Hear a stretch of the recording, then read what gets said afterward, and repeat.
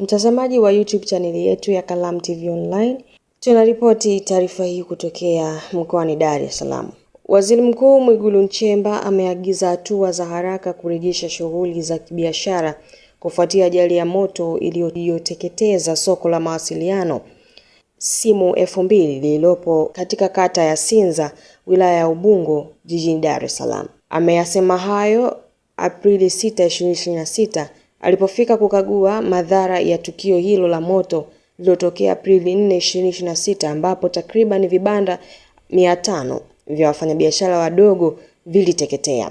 Usisahau kubonyeza alama ya subscribe kwenye YouTube channel yetu ya Kalamu TV Online ili wa kwanza kupata taarifa zetu. Usisahau kubonyeza alama ya subscribe Kalamu TV Online. Tuna jambo la stendi.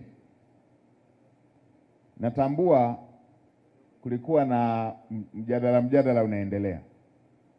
Kwa kuwa katibu mkuu uko hapa na mkuu wa mkoa, waitisheni wadau wote na wale wanaofanya design ya ile eneo, kuanzia kule kunakojengwa, hapa palipojengwa, pale panapojengwa, waitisheni wiki hii, hizi siku 4 zilizosalia za wiki hii, mmalize kuliamlia na tuone rasimu ya design inayofanyika hapa, pawepo na eneo la stendi.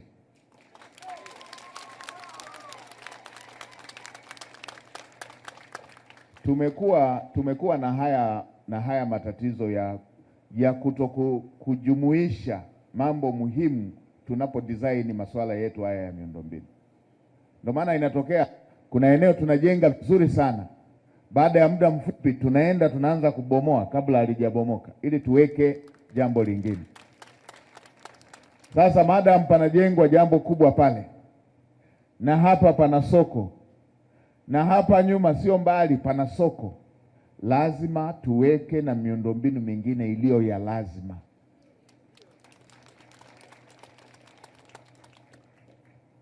Kama nafasi haitoshi, tufidie maeneo mengine, lazima stendi ipatikane, kwa sababu stendi inaendana na biashara.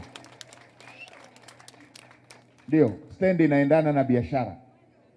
Na kwa wakati huu, wakati mna design, patakaposafishwa, mtafute eneo hapo stendi ianze kutumika. Mtafute eneo hapo magari yaanze kupaki. Lakini kwenye design muweke eneo ambalo litakuwa na stendi ya kudumu.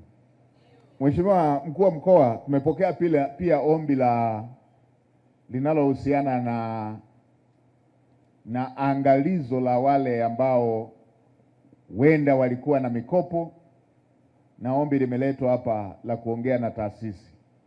Lakini pia hili liende sambamba na kwamba baada ya kuwa tumesafisha na baada ya kuwa tumetengeneza upya utaratibu wa angalau biashara ziendelee hapa, Mkuu wa Mkoa, pateni ile orodha. Nadhani Mheshimiwa Mkuu wa Wilaya, kwa sababu ndo mwenyekiti wao pia, mnaweza mkapata orodha ya wote wale na kuzijua taasisi ambazo walikuwa wameongea nazo, ili tuweze kwenda mahususi kabisa kwenye taasisi zinazohusika. Jambo hili lililotokea lijatokea kwa kificho, hata hizo taasisi zinajua kwamba kuna jambo la dharura limetokea hapa, na sisi ofisi ya Waziri Mkuu tutaungana nanyi kuweza kuongea na hizo taasisi. Lakini pia mkurugenzi, sasa kwenye mikopo mipya, nenda kaangalie una akiba gani, una ukoko gani, ili hawa wenzetu ambao mitaji yao imeungua na mstahiki meya huko hapa, tufanye kipaumbele na tuwagawie haraka wale ambao wana hizo biashara na tunatambua kabisa kwamba mitaji yao imeungua hapa. Tuanze na hili la kusafisha. Mheshimiwa Mkuu wa Wilaya, ulisema wafanyabiashara wa hapa, we kama mwenyekiti wao umewasilisha ombi kwamba hili eneo lisafishwe ili basi waweze kuendelea na hatua ndogo ndogo za kuweza kufanya kile kilicho kidogo hapa na pale ili maisha yaweze kusonga. Mkurugenzi, ukitoka hapa leo, wakati unamalizia sikukuu, umalizie na mipango. Kesho hapa pote pasafishwe. Hii kazi ya kusafisha kesho iishe, ili yule ambaye ataweza kuanza taratibu ndogo ndogo za hapa na pale aweze kufanya hiyo. Mkurugenzi, tumeelewana bwana? Litakushinda hili? Hebu mpeni mic mkurugenzi, tupe uhakika huo. Sogea hapo mkurugenzi, ili wajue kabisa.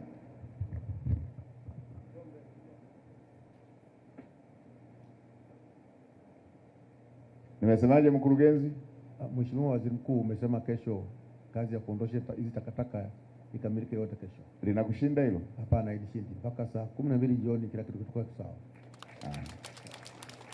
Haya, hilo tumekubaliana, limeisha. Usisahau kubonyeza alama ya subscribe Kalamu TV Online.